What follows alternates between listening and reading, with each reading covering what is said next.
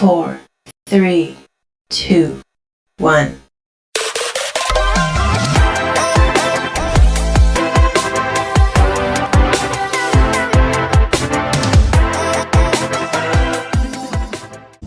Assalamualaikum warahmatullahi wabarakatuh. Hai teman-teman semuanya, selamat datang di podcast dari mahasiswa bersama aku Putri Safira. Perkuliahan online menjadi solusi pembelajaran yang diterapkan banyak universitas saat pandemi COVID-19 melanda. Dosen dan mahasiswa dapat melaksanakan pembelajaran di waktu yang sama meskipun sedang berada di tempat yang berbeda. Pembelajaran ini biasanya memanfaatkan aplikasi video conference Zoom atau Google Meet. Namun ketika pandemi COVID-19 mulai menghilang, perkuliahan online diubah kembali menjadi perkuliahan offline. Lalu, bagaimanakah tanggapan mahasiswa mengenai dua jenis sistem perkuliahan ini? Di sini aku tidak sendiri, di sini aku ditemani oleh salah satu mahasiswa dari program studi teknologi pendidikan Universitas Negeri Yogyakarta, yaitu Kak Aida. Halo, selamat pagi Kak Aida. Selamat pagi Kak Putri. Wah, ceria sekali ya Kak pagi hari ini. Saat ini kuliah sedang sibuk apa nih Kak? Kalau sekarang sih minggu ini tuh minggu tenang, karena biasanya kan kalau pertemuan terakhir minggu ke-16, di antara minggu ke-16 itu sama minggu UAS itu biasanya ada minggu tenang. Jadi buat mahasiswa mempersiapkan ujian gitu Kak. Ya, by the way, Kak Aida ini tuh semester berapa Kak sekarang? Kalau aku semester 6 lagi sibuk-sibuknya mikirin PK KKN. Terus ini juga udah dikejar-kejar sama dosen buat nyiapin skripsi.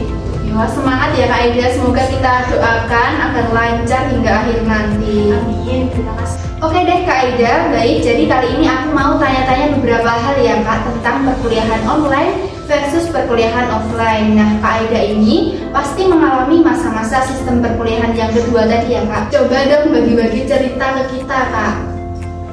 Ya, jadi dulu itu pas aku pertama kali masuk ke UNY itu kan tahun 2020. Nah itu tuh pas lagi gencar-gencarnya COVID gitu, lagi pas bahaya-bahayanya. Jadi itu dari semester 1 sampai semester 4. Iya, semester 4 itu tuh sekitar 2 tahun. Itu tuh aku kuliahnya full online, benar-benar full online di rumah gitu, pakai Zoom atau Gmeet gitu. Nah, masuk kuliah itu baru semester masuk ke kampus gitu ya, maksudnya itu baru masuk semester 5 sama semester 6. Nah, semester 5 itu aja tuh masih hybrid gitu, masih online setengah, offline setengah gitu. Itu jadi tergantung kesepakatan antara mahasiswa sama dosen aja gitu Kak. Wah, lama sekali ya Kak, dari semester 1 sampai semester 4, 2 tahun gitu ngerasain kuliah online.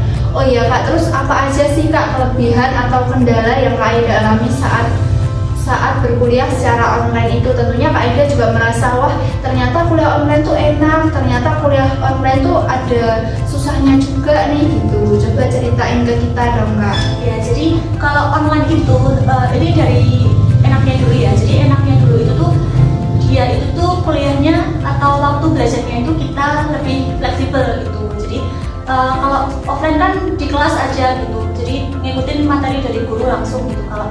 Kalau maksudnya dari dosen langsung gitu kan. Kalau misalnya online itu kita tuh biasanya pakai Bismart. Jadi Bismart itu tuh e-learning dari UNY gitu Kak. Nah itu tuh nanti dosennya tuh masukin materi ke Bismart itu, bisa berbentuk modul atau buku modul ya, modul itu video. Jadi itu mahasiswa disuruh mempelajari itu. Jadi waktu belajarnya tuh ya terserah mahasiswa gitu, bisa diakses kapanpun. Terus kalau misalnya saya mau UAS gitu, itu juga bisa saya ulang materinya dari awal hingga akhir gitu. Nah kalau terus enaknya yang lain itu saya jadi hemat kuota kan, maksudnya nggak hemat bensin, maksudnya hemat bensin nggak ke kampus. Iya, hemat bensin, terus nggak macet juga gitu kan. Kalau online kan kalau offline itu kan harus pagi-pagi gitu ya, apalagi pagi-pagi gitu macet kayak gitu. Terus ya gitulah. Nah, kalau offline kan tahu sendiri ya kalian pastinya. Nah kalau misalnya kekurangannya itu yang pertama sinyal jelek, itu banyak banget sinyal jelek. Kalau untuk teman-teman itu jadi kendalanya di situ. Jadi itu mereka tuh penjelasan dosen itu sering kepotong-potong Kak. Jadi materi yang disampaikan dosen itu nggak sampai gitu ke kita, nggak semuanya sampai ke kita gitu. Terus kalau online, nah itu jujur aja ini tuh aku tuh kuliahnya tuh sering nggak semuanya tuh di depan laptop gitu. Kadang nyalain laptop, nyalain Zoom gitu, tapi terus ditinggal nggak tahu kemana gitu. Seru sekali ya teman-teman cerita Kak Aida kuliah online. Terus lanjut nih Kak, masuk ke semester 5 dan 6. Kan Kak Aida udah pindah ya dari sistem kuliah online ke offline. Nah, meskipun memang ada beberapa dosen yang mau kelasnya itu lewat online atau lewat Zoom gitu. Nah, tentu Kak Aida itu merasakan perbedaan yang memang sangat drastis dari perkuliahan online ke offline. Nah, coba dong Kak ceritain ke kita. Kalau misalnya kerasa banget sih perbedaannya. Kalau offline itu tuh, kalau menurut saya pribadi ya, itu tuh materinya jadi lebih mudah saya pahami gitu kan. Kalau offline itu kan mau nggak mau kita di kelas gitu, ada dosen, jadi kita mau nggak mau tuh ya fokus dengerin dosen gitu. Kalau beda lagi sama online. Kalau online itu kan ya itu yang saya sebutin tadi, jadi nyalain Zoom ditinggal nggak tahu kemana, bisa main HP juga, Bisa tidur juga. ya, bisa main HP terus nggak tahu ke dapur bantuin ibu kayak gitu sih kalau online. Terus kalau misalnya offline itu kan dia kan maksudnya kalau ngumpulin tugas aja tuh kita harus ke kampus gitu Kak, ada dosen yang ngeharusin kita tuh cuma buat ngumpul tugas aja gitu tuh harus ke kampus gitu. Kalau misalnya online tuh biasanya ada keringanan gitu ya, jadi boleh biasanya bisa ngumpulin lewat Bismart atau misalnya Google Classroom itu bisa. Jadi memang ada kelebihan dan kekurangannya masing-masing. Ya, kalau kuliah offline juga ketemu temennya ya Kak ya, selama semester 1 sampai 4, 2 tahun gitu nggak ketemu temennya dari luar kota, banyak banget. Berapa Kak satu kelas? Ya, apa temennya? kalau satu kelas full itu ada sekitar 50 orang, tapi kan kalau semester 6 dia banyak banget itu.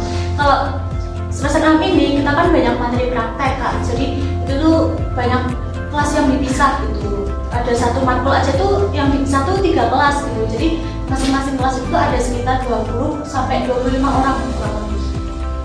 Ya, wow, ternyata memang kuliah online dan offline itu masing-masing ada kelebihan dan kendalanya ya Kak Aida. Ya sebagai mahasiswa tentu Kak Aida dan juga teman-teman mahasiswa lainnya itu tentu harus patuh terhadap semua keputusan dari pihak kampus. Kampus menghendaki perkuliahan online juga online, menghendaki perkuliahan offline juga offline, dan tentunya kampus itu dalam mengeluarkan peraturan atau keputusan pasti sudah mempertimbangkan berbagai macam hal. Nah teman-teman, karena waktu yang terbatas dalam podcast ini mungkin bisa kita cukupkan ngobrol bareng Kak Aida dan bisa kita lanjut di lain kesempatan.